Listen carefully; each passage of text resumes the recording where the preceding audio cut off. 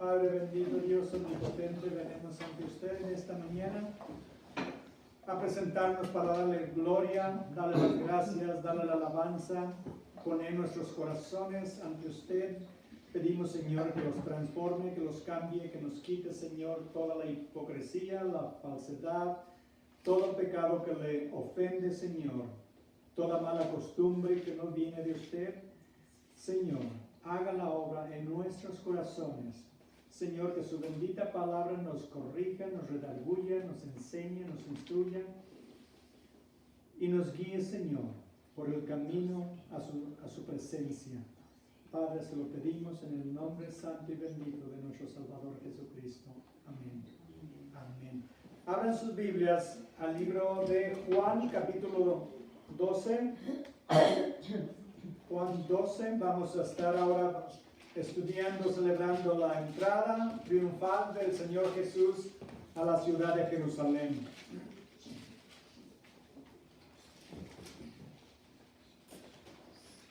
Y voy a comenzar desde el versículo 1. Vamos comenzando donde nos dice 6 días antes de la Pascua. 6 días antes de la Pascua, esto es el viernes, una semana antes de la Pascua, cuando el Señor celebró la Santa Cena con sus discípulos.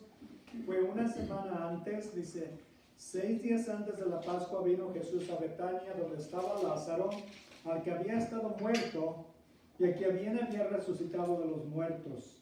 Y le hicieron allí una cena. Marta servía y Lázaro era uno de los que estaban sentados a la mesa con él. Entonces María tomó 1 libra de perfume de nardo puro, de mucho precio, y ungió los pies de Jesús, y los enjugó con sus cabellos, y la casa se llenó del olor del perfume. Recuerden que estaban María y Marta, y María estaba sentada a los pies de Jesús, escuchando cada palabra que salía de la boca del Señor. Marta estaba trabajando, corriendo para arriba y para abajo. Bueno, no culpo a Marta, ¿verdad? Porque estaba sola. María eligió lo mejor, estar a los pies de Jesús, pero siempre como que necesitaba ayuda en la cocina, ¿no creen? La pobre Marta. Y llega y le dice al Señor Jesús: Señor, mira esta, mi hermana, aquí sentada, yo trabajando, corriendo y haciendo todo, y ella muy tranquila.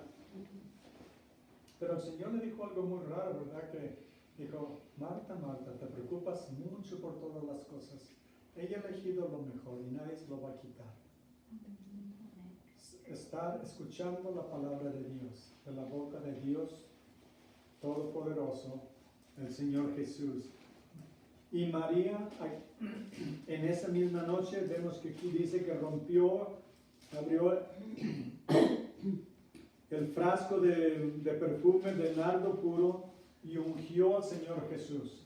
El nardo tenía un valor aproximadamente de 300 denarios. Un denario era lo que ganaba una persona al día trabajando. Quiere decir que le dio todo el sueldo de un año. Imagínense. Regularmente ese era un tesoro que guardaban para su boda, o era un tesoro que guardaban para la hija. Era algo muy valioso. 1000, por decir, lo que valía todo el sueldo de un año. Y sin embargo, ella se lo entregó al Señor Jesús para ungirlo. Dice, la casa se llenó del perfume. Y dijo uno de sus discípulos, Judas Iscariote, hijo de Simón, el que le había de entregar: ¿por qué no fue este perfume vendido por 300 denarios, 300 días de trabajo, ¿verdad? Más de un año prácticamente, y dado a los pobres? Pero dijo esto no porque se cuidara, no porque le interesaran los pobres, sino porque era ladrón, y teniendo la bolsa, sustraía de lo que se echaba en ella. Por eso quería que lo vendieran y pusieran los 300 denarios en la bolsa para tener más de qué robar. Entonces Jesús dijo: déjala, para el día de mi sepultura ha guardado esto, porque a los pobres siempre los tendréis con vosotros, mas a mí no siempre me tendréis. Gran multitud de los judíos supieron entonces que él estaba allí y vinieron no solamente por causa de Jesús, sino también para ver a Lázaro, a quien había resucitado de los muertos. Pero los principales sacerdotes acordaron dar muerte también a Lázaro, porque a causa de él muchos de los judíos se apartaban y creían en Jesús. Y fíjense nomás, no he oído que dice la gente, uy, si vieron milagro, cualquiera creería, ¿verdad? Uy, ¿qué le decían al Señor? Haznos un milagro y creeremos en ti.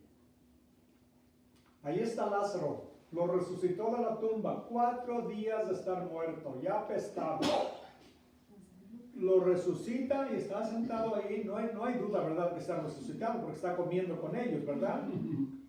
Y en lugar de creer, en lugar de arrepentirse, en lugar de reconocer a Jesús como el Mesías, como el ungido, como el Señor, como el Salvador del mundo, el Salvador de Israel que habían esperado por miles de años, está ahí entre ellos con la prueba de que puede hacer milagros, porque ahí está a un lado de Lázaro, y ahora quieren matarlos a los dos.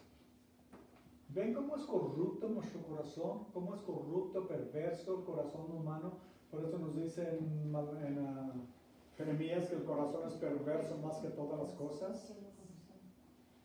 No hay duda que somos perversos, corruptos, inmundos en nuestro corazón, en nuestra naturaleza. Por eso Dios vino a quitar ese corazón de piedra y poner un corazón de carne en nosotros. Porque dejados a nuestras artimañas, somos capaces de los peores crímenes y pecados que podamos concebir. Porque vemos la gente aquí que no había recibido a Cristo como el Mesías, que lo quieren matar. Y eran los líderes religiosos sus peores enemigos, porque Él no hacía lo que ellos querían. En otras palabras, diríamos lo que dicen ahora, no era políticamente correcto lo que decía Jesús. Decía la verdad y eso les ofendía. Hacía lo correcto, hacía milagros, honraba al Padre y eso les ofendía porque Él no seguía sus tradiciones, sus enseñanzas de hombres. Por eso lo querían matar. Ahora dice, al siguiente día, vimos en el versículo 1, ¿verdad? 6 días antes de la Pascua. Ahora dice al siguiente día. Esto no quiere decir que fue el sábado, porque los judíos guardaban el sábado, no hacían nada el sábado. Esto era el domingo. Por eso le llamamos el domingo de Ramos, ¿verdad? Porque fue el domingo, no fue el sábado. Nada más para aclarar eso. Dice, al siguiente día, grandes multitudes que habían venido a la fiesta, al oír que Jesús venía a Jerusalén, tomaron ramas de palmera y salieron a recibirle y clamaban, Hosana, bendito el que viene en el nombre del Señor, el Rey de Israel. Multitudes, muchísima gente. Se calcula que en el tiempo de la Pascua, un historiador judío, Josefos, llamado Josefos, él dice que había de 250,000 personas que venían hasta 2 millones. De 250,000, probablemente hasta 2 millones de gente venía de todo el imperio romano, judíos que venían a la fiesta a celebrar la Pascua. ¿Qué era la Pascua? Celebraban la liberación de la esclavitud de Egipto, ¿verdad? Cuando Dios sacó a su pueblo de la esclavitud de Egipto. Eran una de las 3 fiestas que los judíos tenían que celebrar obligatoriamente cada año.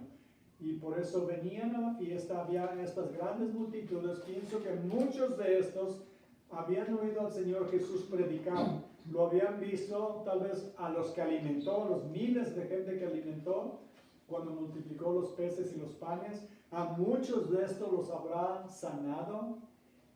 Y Jesús, increíblemente, antes quisieron hacerlo rey y Él no permitió. Ahora Él mismo prepara todos los eventos, todos los detalles para que los celebren, para que lo reciban como su rey, como su salvador.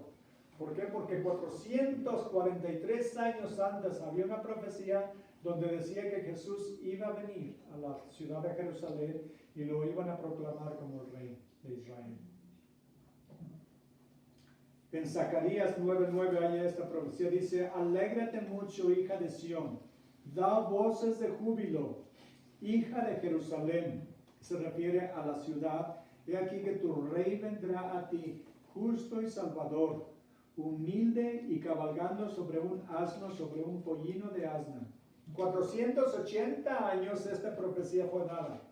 Y Jesús prepara todos los eventos, todos los detalles para que lo reciban como su Salvador. Vayan ahora conmigo a Lucas 23, 27. Dice, y le seguía gran multitud del pueblo y de mujeres que lloraban. Oh, perdón, me adelanté, esta es otra. ¿Dónde estoy? Salmo 118, 25. Salmo 18, 25, donde dice, este es el día que hizo Jehová, nos gozaremos y alegraremos en él. Ahora lo que repite aquí en Juan viene de este Salmo 118, 25 y 26, dice, oh Jehová, sálvanos ahora, te ruego, oh Jehová, que nos hagas prosperar ahora. Bendito el que viene en el nombre de Jehová. Desde la casa de Jehová los bendecimos. Bendito el que viene en el nombre de Jehová. ¿Qué dijo Jesús? Que él venía enviado por Dios. Él venía en el nombre de Dios. Dijo, el Padre y yo somos uno. El que me ha visto a mí, ha visto al Padre. Y aquí claramente vemos que el Señor preparó todos los detalles para que lo recibieran. Ahora, vamos a Lucas 19. Lucas 19, 37.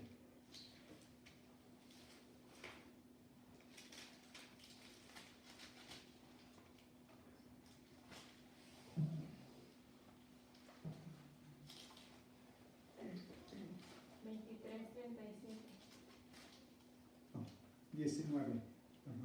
Lucas 19, 33. Dice, y cuando desataban el pollino, sus dueños le dijeron, ¿por qué desatas el pollino?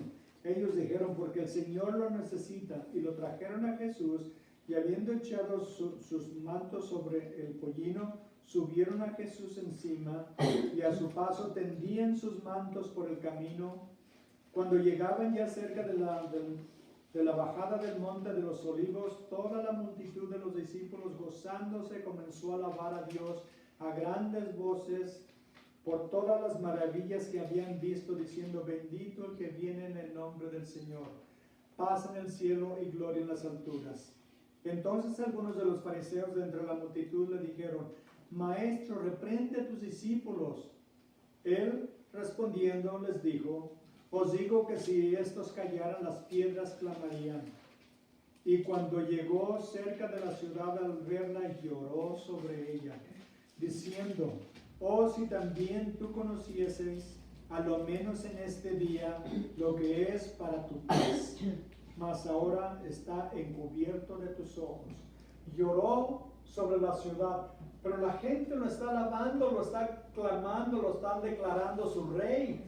No es para que se alegrara, no, porque él sabe lo que viene sobre la ciudad, porque en sí el país lo rechazó como su salvador, lo rechazaron como el Mesías, todos los líderes religiosos lo despreciaron, y él sabe lo que viene sobre la ciudad.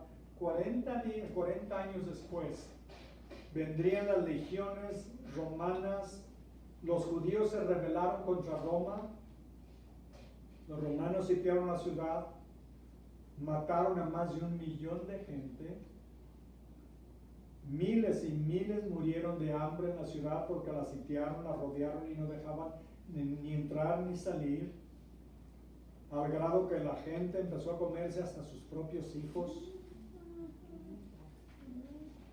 Por eso lloró el Señor Jesús, porque sabía lo que iban a sufrir después por haberlo rechazado.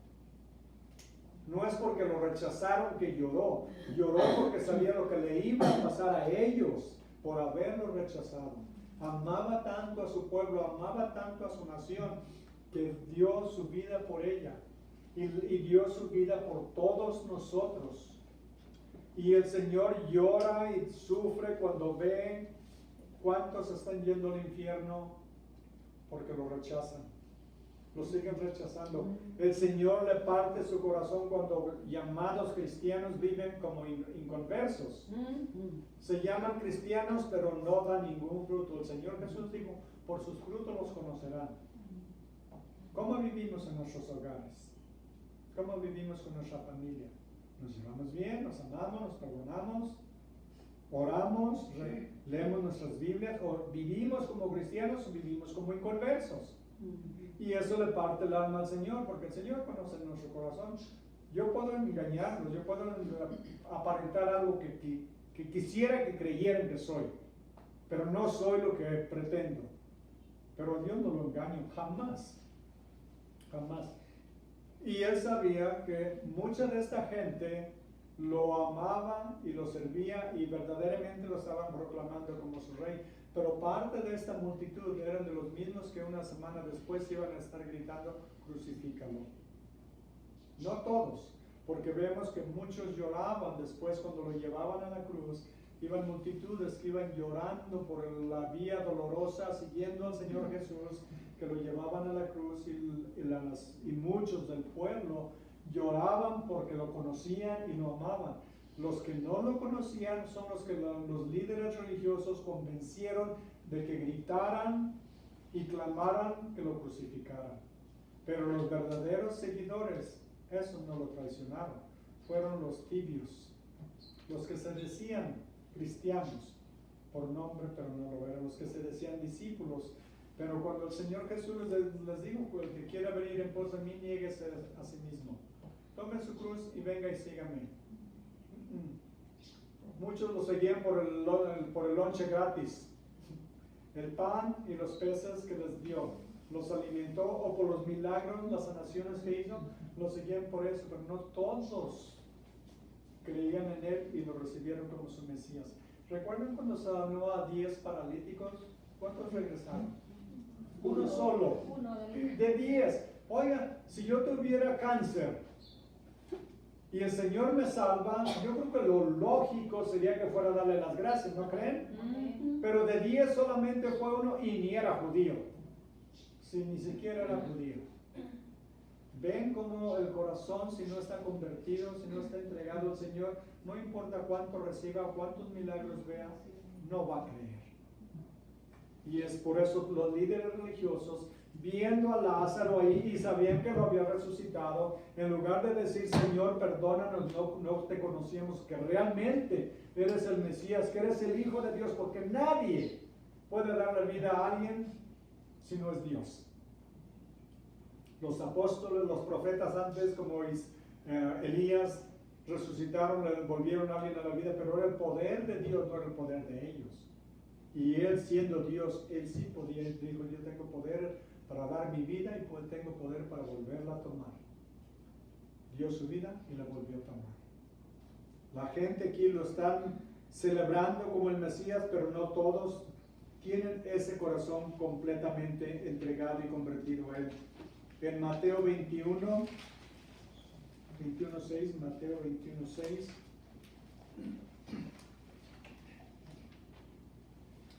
Aquí de nuevo nos da otros detalles de la entrada triunfal, llamada entrada triunfal.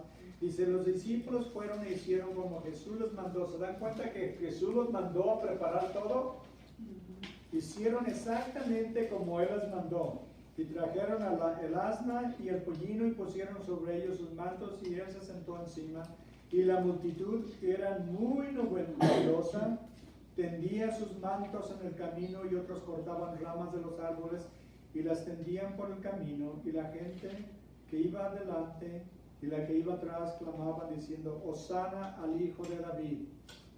Bendito el que viene en el nombre del Señor, Hosana en las alturas. Y la palabra Hosana quiere decir salva, salva hoy. Están pidiendo, están dando la gloria a Dios, están pidiendo que Él salve, pero al mismo tiempo no están todos realmente entregados a Él. Regresemos de nuevo a Juan. ¿Y saben por qué entró en un asno, en un burro? Porque cuando vino la primera vez, vino en humildad. vino como el siervo de Jehová, vino a dar su vida por nosotros. Cuando un rey entraba, era una gran celebración. Por ejemplo, en Roma, cuando coronaban a un rey, era un desfile increíble. Él iba en un caballo blanco y le ponían una corona y le daban el cetro y hacían una gran celebración. Imagínense los romanos que estaban en el pretorio, en el palacio de Poncio Pilatos, cuando vieron que venía Jesús en un burro, no en un caballo, y no traía ejército, era la multitud que estaba alabando y celebrando. Venía en un burro. ¿Se imaginan las risas y las burlas? Por eso después, cuando estaban en el pretorio el Señor Jesús, cuando lo azotaron los romanos, le pusieron una túnica, le pusieron una corona de espinas, porque eso era lo que hacían en Roma cuando honraban, inauguraban, coronaban a un rey, le ponían el manto real. Por eso a Jesús le pusieron un manto.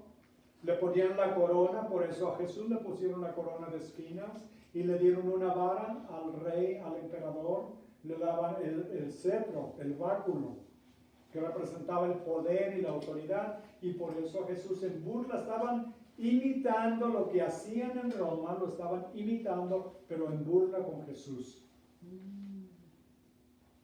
Por eso, y luego vemos adelante que hasta sus ropas se repartieron, cosa que nos menciona en el Salmo 22, cientos de años antes profetizado. Vamos de regreso al versículo 16 de Juan 12, dice: estas cosas no las entendieron sus discípulos,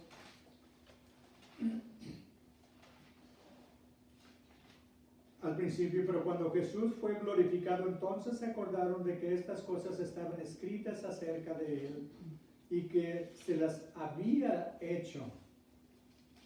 Y daban testimonio la gente que estaba con él cuando llamó a Lázaro del sepulcro y le resucitó de los muertos, por lo cual también había venido la gente a recibirle, porque había oído que él había hecho esta señal. Pero los fariseos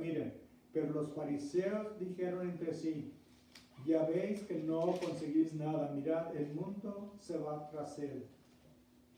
Ellos, en lugar de seguirlo y de aceptarlo, pues están llenos de celo, de envidia, porque la gente lo está siguiendo a Jesús. Versículo 20: había ciertos griegos entre los que habían subido a adorar a la fiesta, y estos se acercaron a Felipe, que era de Betsaida de Galilea, y le rogaron diciendo: Señor, quisiéramos ver a Jesús. Felipe fue y se lo dijo a Andrés, y entonces Andrés y Felipe se lo dijeron a Jesús. Jesús le respondió diciendo: ha llegado la hora para que el Hijo del Hombre sea glorificado.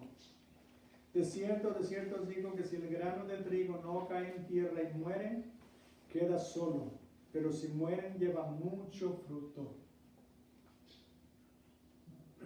¿Por qué les está dando esta parábola el Señor Jesús? En este momento vienen los griegos, son judíos que vienen de Grecia y quieren ver a Jesús. ¿No es algo maravilloso? Quieren ver a Jesús, quieren hablar a Jesús. ¿Saben que nunca rechazó a nadie? Todos los que querían venir a Él con fe y con humildad, el Señor siempre los recibía. De nuevo, con los únicos que tenían problemas era con los fariseos, los saduceos, los sacerdotes y los abogados de la ley. Eran con los líderes religiosos con los que tenía problemas, no con la gente. La gente alegremente lo escuchaba. Claro, no todos lo seguían, pero muchos sí lo seguían. Pero dice que cuando un grano cae en la tierra debe de morir para dar fruto. Claro, si uno guarda las semillas en una bolsa o en un plato, ahí no da nada, ¿verdad? Hay que enterrarlas. Si al enterrarlas la semilla muere, tiene que morir para dar vida. El Señor Jesús a eso vino precisamente, a dar su vida por nosotros. Tenía que morir, porque si Él no muera, nosotros hubiéramos muerto eternamente. Y su muerte para nosotros representa la vida eterna. el perdón de nuestros pecados, la adopción a la familia de Dios, la herencia con Jesús de todo. Jesús es heredero ¿de qué? De todo lo que existe. Y nosotros somos coherederos con Él. Dígame, si por ejemplo ahorita, yo no sé quién es el hombre más rico de los más, pero digamos que el hombre más rico que tenga 50 billones de dólares, ¿no quisieran que los pusiera en su testamento? ¿No quisieran que los adoptaran, que fuera para ponernos en la herencia? Tiene 5 hijos, tiene 50 billones, ¿cuánto me va a tocar? ¿Verdad? Luego empiezo a echar números, ¿verdad? Qué bueno fuera que me pusieran esa herencia, ¿verdad? Pero ¿qué es eso que vamos a dejar aquí? Que todo se va a quemar, todo se va a acabar y un día me voy a morir y lo que me dejó yo también lo voy a dejar. Pero la herencia que tenemos en Jesús es dueño de todo el universo, toda la creación. Si hay más universos, son de Él. Porque no hay otro Dios. Y somos coherederos con Él, pero imaginen, somos coherederos con Él en gloria también. Él está sentado a la diestra del Padre y la Biblia nos dice que nosotros ya estamos sentados en los lugares celestiales con Cristo Jesús. Imagínense eso. Lo que vino a darnos, a ganar para nosotros. Por eso tenía que morir para poder darnos todo lo que tiene para nosotros. Y nos dice enseguida en el versículo 25, el que ama su vida la perderá y el que aborrece su vida en este mundo para vida eterna la guardará. ¿Qué significa esto? El que ama su vida la perderá. El que quiere vivir para sí mismo. El que dice, o doy mi diezmo o me compro mi computadora o mi tableta. Es un ejemplo. O pongo a Dios primero, el reino de Dios primero, o pongo lo que a mí me interesa. O voy a la iglesia o me voy al parque. O oro o veo la televisión. Ayuno o no, mejor me voy al buffet, ¿verdad? Ponemos las cosas de este mundo, de nuestra carne primero, o las cosas de Dios. Si quiero servirme a mí mismo, me voy a perder, me voy a morir, físicamente y espiritualmente. Por eso dice, el que ama su vida, la perderá. Si quiere vivir para sí mismo, se va a ir al infierno. Y el que aborrece su vida en este mundo, el que decide a poner a muerte en la carne, hacer las cosas de este mundo a un lado para servir a Dios, es como si no muriera. La ganará porque va a vivir eternamente en la presencia de Dios, va a ser perdonado de sus pecados y va a heredar la gloria. Servirlo a Él es lo mejor que podemos hacer después de todo lo que hizo por nosotros. Les voy a leer varios versículos para que veamos lo que Cristo ha hecho por nosotros. Hebreos 9:12. Hebreos 9:12 dice, no por sangre de machos cabríos ni de becerros, miren, sino por su propia sangre que entró una vez para siempre en el lugar santísimo, habiendo obtenido eterna redención. Entró una vez para siempre en el lugar santísimo. ¿Para qué? Para ganar nuestra redención, para pagar por nuestros pecados, habiendo obtenido eterna redención. Ese es uno. Primera de Pedro 3:18 dice, porque también Cristo padeció una sola vez. Por favor, pongan atención en esta palabra, una sola vez, o esta frase mejor. Una sola vez por los pecadores, el justo por los injustos, para llevarnos a Dios, siendo a la verdad muerto en la carne, pero vivificado en espíritu. Una sola vez para siempre. Acá en hebreo nos dice,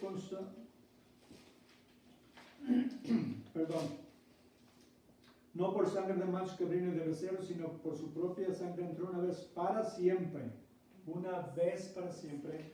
Acá vuelve a repetirlo, una sola vez. Vamos ahora a Hebreos 10:12.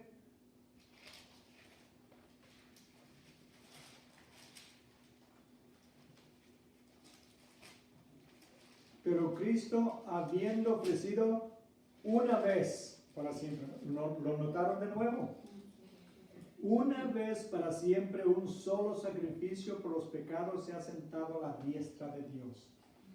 Los sacerdotes en el templo nunca se sentaban. Cuando ofrecían sacrificios en la mañana y en la tarde, todo el año, el sumo sacerdote hacía sacrificio en el lugar santísimo una sola vez en el día de la propiciación, Yom Kippur, del día de Yom Atonement, en todos los idiomas. Una sola vez, pero nunca se sentaban. ¿Saben por qué? Porque nunca terminaban el trabajo. Porque en la tarde tenían que hacerlo, la próxima mañana tenían que volverlo a hacer, el próximo día lo tenían que volver a repetir. Nunca se sentaban. Pero Cristo lo hizo una sola vez y se sentó a la diestra del Padre porque terminó la obra. Terminó la obra. Uno de los grandes errores en la Iglesia Católica de la misa es que dicen que Cristo se ofrece cada vez en el altar en cada misa. ¿Por qué se está ofreciendo cada vez en el altar en cada misa alrededor del mundo si ya terminó y se sentó a la diestra del Padre? Porque el altar es para sacrificios, pero ya no se necesitan sacrificios porque Cristo ya lo hizo una sola vez y para siempre. Y la Biblia dice que sin derramamiento de sangre no hay perdón de pecados. Y ellos le llaman un sacrificio sin sangre. ¿Ven todo el error? Y hay millones, cientos de millones que creen esta doctrina falsa. Porque no les enseña la palabra de Dios. Aquí la Biblia claramente nos lo dice. Vamos ahora a Gálatas 3:13.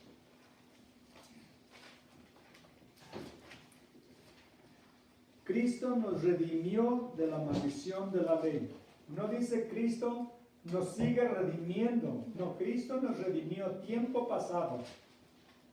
Tiempo pasado. Cristo nos redimió de la ley, dice, hecho por nosotros maldición. Porque está escrito, maldito todo el que es colgado en un madero. ¿No es increíble que la humanidad se perdió por un árbol en el jardín? Y en un árbol nuestra redención fue ganada en la cruz. En una cruz, la madera de un árbol, ahí fuimos rescatados de lo que se perdió en el árbol en el Edén. Dios tuvo que venir. ¿No es increíble que Adán y Eva estaban en el mejor lugar que jamás ha existido? En un mundo perfecto. Tenían intimidad con Dios, relación con Dios. Como decía mi esposa, ella me decía, de que Eva no tenía que preocuparse de su esposo, porque no tenía ojos para otra. Porque no había otro en el jardín. Otra cosa maravillosa, y no por hablar mal de las suegras, pero no tenía suegra, ni suegro, ni cuñados. No había competencia. Estaban en el lugar perfecto con todo lo mejor que Dios había creado para ellos. Tenían intimidad, tenían relación con Dios y sin embargo no fue suficiente. Si Dios no es el rey en nuestro corazón, nada es suficiente. Si tenemos a Dios en el centro, en el trono de nuestro corazón, tenemos todo. ¿Por qué? Porque Él debe de ser el primero en todo. Amarás al Señor. El primer mandamiento les dijo el Señor Jesús. Amarás al Señor con todo tu corazón, con toda tu alma, con todas tus fuerzas. Con todo tu ser lo vas a amar. Primero antes que todo. Si Él no es el primero, ya hay idolatría en nuestro corazón porque no es el centro de nuestra vida y de nuestra devoción. Después de todo lo que hizo por nosotros. Isaías 53.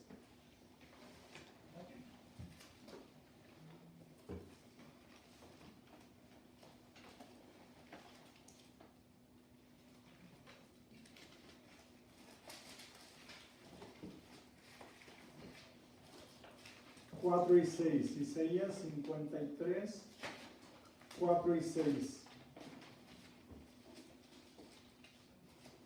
Ciertamente llevó Él nuestras enfermedades y sufrió nuestros dolores. ¿Se dan cuenta de lo que hizo? Él lo hizo todo por nosotros. Nosotros no hacemos nada por Él. Él lo hizo todo. Llevó nuestras enfermedades, sufrió nuestros dolores, y nosotros le tuvimos por azotado, por herido de Dios y abatido. Mas Él herido fue por nuestras rebeliones, molido por nuestros pecados. El castigo de nuestra paz fue sobre Él, y por su llaga fuimos nosotros curados. Todos nosotros nos descarriamos como ovejas, cada cual se apartó por su camino, mas Jehová cargó en Él el pecado de todos nosotros. Él hizo todo el sacrificio, Él hizo todo el trabajo en la cruz por nosotros. No hay nada que podamos hacer para ganar nuestra salvación. Es un regalo de Dios que nadie merece y nadie puede comprar ni merecer. Es un regalo que Dios nos da porque nos ama. Porque por eso dice que tanto amó Dios al mundo que dio a su propio Hijo, a su Hijo unigénito. Pero la segunda parte, para que todo aquel que en Él cree, ahí está la condición. Para todo aquel que en Él cree no se pierda, mas tenga vida eterna. Si no cree, el sacrificio de Cristo en la cruz no le sirve de nada. Si no se arrepiente uno de sus pecados, si no lo recibe uno como Salvador, si no lo sirve después como fruto de lo que pasó en nuestro corazón, entonces solamente decimos, qué bueno que lo hizo por mí. Pero debemos de tomarlo en serio y entregarle nuestra vida y seguirlo todos los días de nuestra vida en agradecimiento por todo lo que ha hecho por nosotros, por tanto que nos ama el Señor. En 1 Corintios 1:18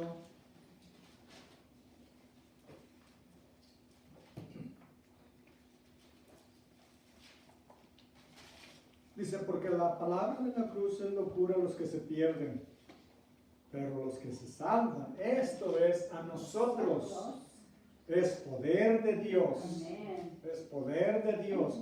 Al mundo esto es una locura, ¿saben? Cada día ridiculizan más a los cristianos en la televisión, en las películas, en todo. Cada día hay más persecución, más opresión, más falta de respeto a las cosas de Dios. Porque para ellos es una locura. Dicen, lo que la ciencia no puede explicar, no existe. Todo es ciencia. ¿Pero qué es la ciencia? Es el conocimiento del hombre. ¿Se compara con la sabiduría de Dios lo que el hombre puede descubrir o hacer?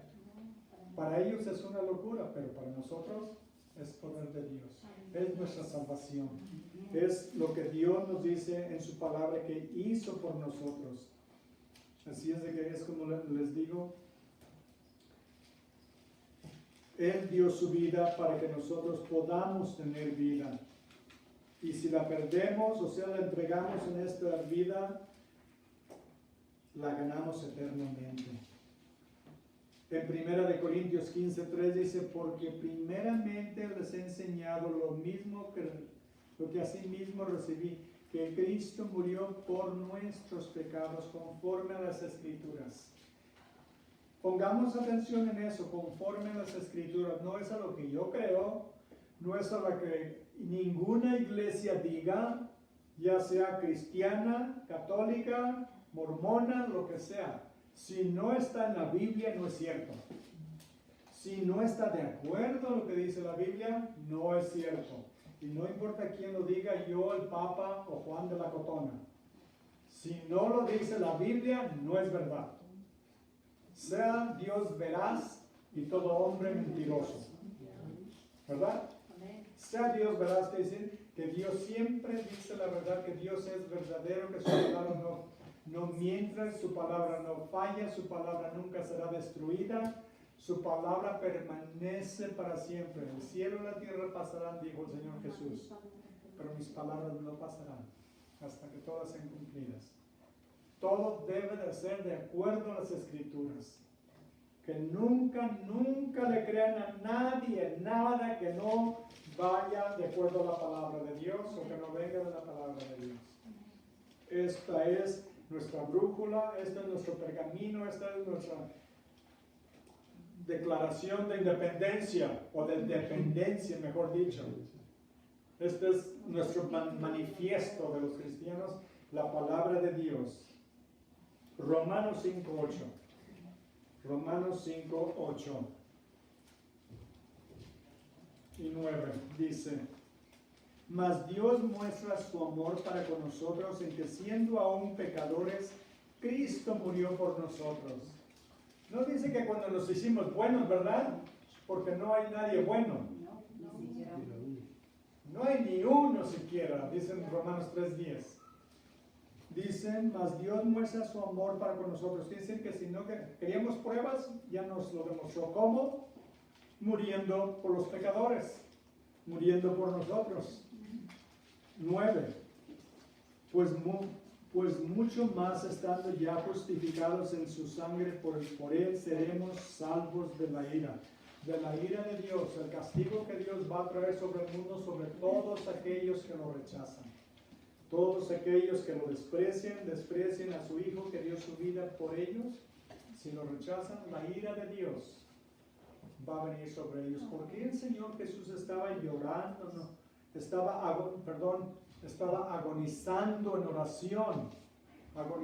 oración en el huerto de los olivos, porque iba a recibir la ira de Dios, el castigo de todos nuestros pecados. No era solamente el dolor de la cruz, que iba a ser horrible, increíblemente horrible, pero era recibir la ira de Dios, el castigo de todos nuestros malvados pecados. Todos los crímenes cometidos a través de la historia, todos los abusos, todos los divorcios, todos los abortos, toda la maldad que hemos cometido los seres humanos a través de nuestras vidas, todo fue cargado sobre Jesús. Y en ese momento él iba a recibir ese castigo de Dios sobre él. Esa era la copa que no quería tomar más que nada. Claro, el dolor también. ¿Quién quiere sufrir algo tan horrible? Y sin embargo, hay gente que lo desprecia, hay gente que lo rechaza y prefieren vivir su vida a su manera y decir, yo soy una buena persona. ¿A dónde vas a ir cuando mueras? Si hay cielo, al cielo. ¿Y cómo estás seguro? Soy buena persona, no le hago daño a nadie. Inmediatamente cuando dicen soy buena persona, ya sabemos que no sabe de lo que está hablando, porque no hay uno bueno. Y dice, soy buena persona, eres un mentiroso porque no hay nadie bueno. Entonces, ¿qué dice la Biblia? Que los mentirosos, los inconversos, los borrachos, todos ellos no van a entrar al cielo. Automáticamente sabemos que están destituidos de la gloria de Dios, van derechito al infierno si no se arrepienten. No pueden ir al cielo por sus propios méritos, no pueden ir al cielo por sus propias obras.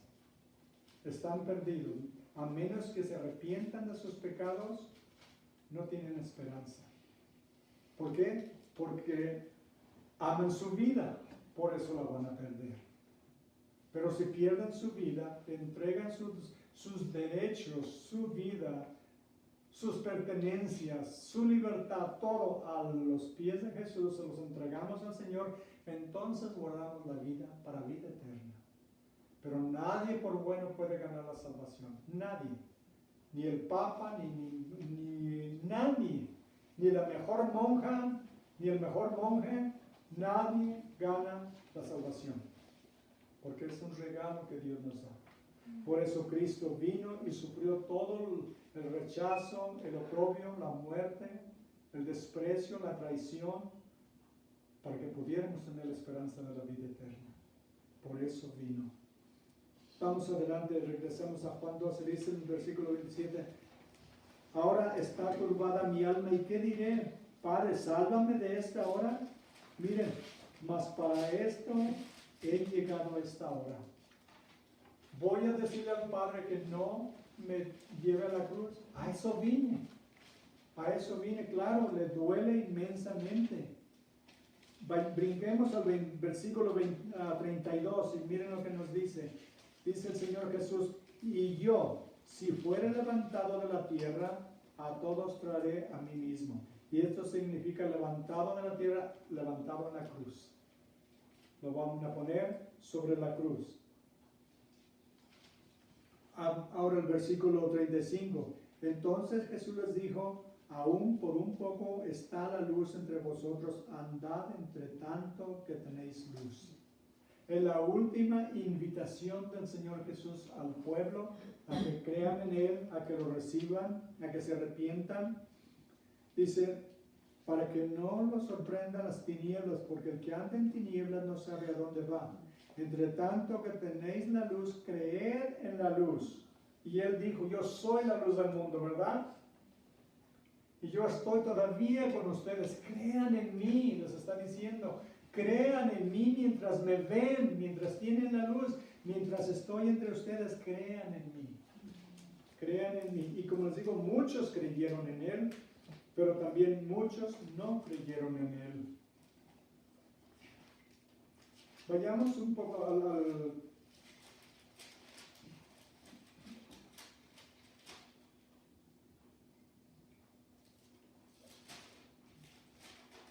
al capítulo 15. Capítulo 15 de Juan. Dice, yo soy la vid verdadera. Y mi Padre es el labrador. Todo pámpano que en mí no lleva fruto lo quitará, y todo lo que lleva fruto lo limpiará para que lleve más fruto. Él es el verdadero, Él es la vid, Él es la planta, Él es la que da la vida. Nosotros somos los sarmientos, las ramitas esas torcidas que detienen el racimo de uvas. ¿Y qué nos dice? Todo pámpano que en mí no lleva fruto lo quitará, y todo aquel que lleva fruto lo limpiará para que lleve más fruto. Dios está trabajando en nuestros corazones.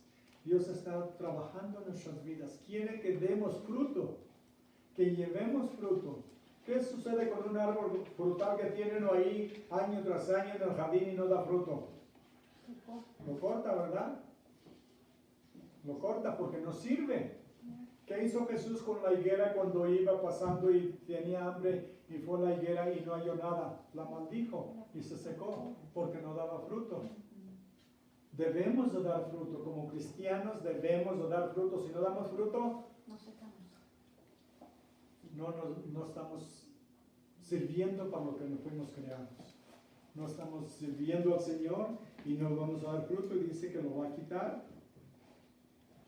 Así es que tenemos que, hermanos, darle gracias a Dios que lo conocemos. Darle gracias a Dios que vino a morir en la cruz por nosotros. Nos ama tanto Dios que no tenemos idea. No podemos comprender el poder de Dios, ¿verdad? Podemos comprender a un Dios que solamente con su palabra crea billones de estrellas en el universo. No podemos comprender un poder tan grande, ¿verdad? Podemos comprender la sabiduría de Dios, el Dios que conoce absolutamente todas las cosas. Podemos comprender el amor de Dios solo cuando vemos la cruz. Nos damos una idea del inmenso amor de Dios cuando miramos a la cruz, y eso sí lo comprendemos porque podemos visualizarlo, ¿verdad?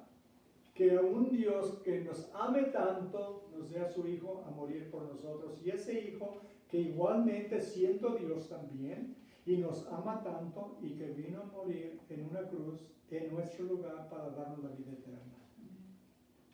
Por eso es tan central la cruz en la fe cristiana.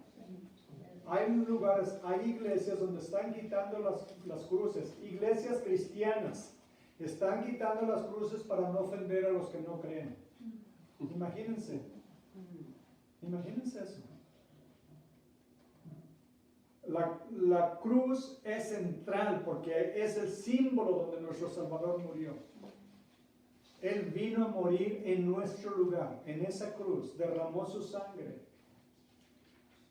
En muchas iglesias están quitando los himnos que hablan de la cruz y de la sangre de Cristo porque es ofensivo. Si eso les ofende, entonces les va a ofender todo lo demás que dice la Biblia, que deben de negarse a sí mismos, que deben de morir a sí mismos. Todo eso les va a ofender. Entonces no van a aceptar el evangelio y no van a aceptar la salvación. Rechazar la palabra de Dios es rechazar a Dios, que Dios es la palabra. Debemos aceptar toda palabra en la Biblia, aun cuando no nos guste, cuando nos pega, nos duele, cuando nos redarguye, cuando nos corrige, cuando nos azota, como dice, ¿verdad? El padre que recibe a su hijo lo azota porque lo ama, porque si lo dejan como quiera crecer, lo echa a perder. Entonces Dios nos habla a través de su palabra y por eso es tan importante leerla, creerla y aceptar lo que nos dice. Y cuando vemos lo que Dios hizo por nosotros, debe de derretir nuestro corazón. Imagínense, Dios Todopoderoso que creó los cielos y la tierra, que vive en una gloria, en una santidad, una gloria inaccesible que nadie lo puede ver. Es tan santo, tan sublime, tan perfecto, tan increíblemente glorioso. Y ese Dios vino a andar en un burrito. Imagínense. Ese Dios, porque hay un solo Dios. Ese Dios vino y se hizo como uno de nosotros, sufrió todas las tentaciones que nosotros enfrentamos. Él las enfrentó, pero Él no cayó, Él no pecó. Enfermedades las habrá sufrido, hambre, sed, dolor, rechazo, traición, desprecio. Todo lo sufrió porque nos ama. Pero ahí no termina la obra. Vamos a ver la próxima semana, donde está en la cruz y muere en la cruz, y cuando dice terminado es, ahí se cumplió nuestra salvación. Y el Padre dijo, terminado es exactamente como lo dijo. Pero hay otra promesa, va a volver. Va a volver de nuevo. Y esa sí va a ser la entrada triunfal absolutamente gloriosa, porque van a venir las huestes, los ejércitos celestiales con el Señor en caballos blancos a vivir y a reinar con Jesús. ¿Quiénes van a venir ahí? Los santos. Todos los santos. Todos los santos. En Revelación 19:11 nos dice la Biblia: entonces vi el cielo abierto y aquí un caballo blanco. ¿Se dan cuenta que ya no viene en un burro? Un caballo blanco, y el que lo montaba se llamaba Fiel y Verdadero, y con justicia juzga y pelea. Sus ojos eran como llama de fuego, y había en su cabeza muchas diademas, y tenía un nombre escrito que ninguno conocía sino él mismo. Estaba vestido de una ropa teñida en sangre. ¿Por qué? Porque viene a pelear. Y su nombre es el Verbo de Dios. Y todos conocemos a Jesús como el Verbo de Dios, ¿verdad? Y los ejércitos celestiales, vestidos de lino finísimo, blanco y limpio, le seguían en caballos blancos. ¡Ay, qué lindo! Todos vamos, si no saben montar a caballo, allá vamos a aprender. Y vamos a venir en caballos blancos. Era mi caballo favorito en el rancho donde crecí. Teníamos diferentes colores de caballos, pero mi favorito siempre fue un caballo blanco que teníamos porque era bien mansito, bien lindo. Y le seguían en caballos blancos, y de su boca sale una espada aguda para herir con ella a las naciones, y él regirá con vara de hierro. Y él pisa el lagar del vino del furor de la ira de Dios. Él viene a pisotear, a aplastar a todos sus enemigos. Dice: la ira del Dios Todopoderoso, y en su vestidura y en su muslo tiene escrito este nombre: Rey de Reyes y Señor de Señores. Ese es nuestro Señor Jesucristo. Ese Cordero que vino a dar su vida. ¿Saben que a la hora que Jesús estaba muriendo en la cruz, a las 3 de la tarde, en Jerusalén estaban matando miles de corderos, ofreciéndolos por los pecados de la nación? En el momento que estaban muriendo, sacrificando los miles de corderos por toda la gente en Israel que estaban celebrando la Pascua, en ese momento que ellos mataban los corderos, Dios estaba matando su cordero. Él estaba ofreciendo al Cordero de Dios, a su propio hijo. Cuando Abraham le dijo, sacrifícame a tu hijo, Abraham levantó el cuchillo para matar a su hijo, y el ángel dijo: no lo hagas, ya veo que temes a Dios. Dios se proveerá a sí mismo el sacrificio. Y Dios proveyó en ese cerro al Cordero Divino, a su propio Hijo, lo ofreció en ese día. A las 3 de la tarde que Jesús moría, estaban matando los corderos. El Cordero sin mancha, perfecto y sublime, por todos nuestros pecados. Y ese sacrificio fue una vez y para siempre, como nos dice la palabra, y ya no se tiene que repetir, porque ya lo hizo completamente por nosotros. Ahora lo que debemos hacer nosotros es gozarlo, disfrutarlo, alabarlo, glorificarlo, darle gracias por todo lo que hizo por nosotros y que no nos va a dejar abandonados en la tumba. Va a venir y nos va a resucitar y vamos a volver con Él en gloria. Algunos no nos convenció en esa noticia. ¿No les alegra? Aleluya. Que vamos a reinar con Él para siempre. Amén, Y que vamos a estar en la gloria, en su presencia, caminando con Él, mirando su rostro, oyendo sus palabras. Bendito sea Dios por el inmenso amor que tiene por ovejas descarriadas como nosotros.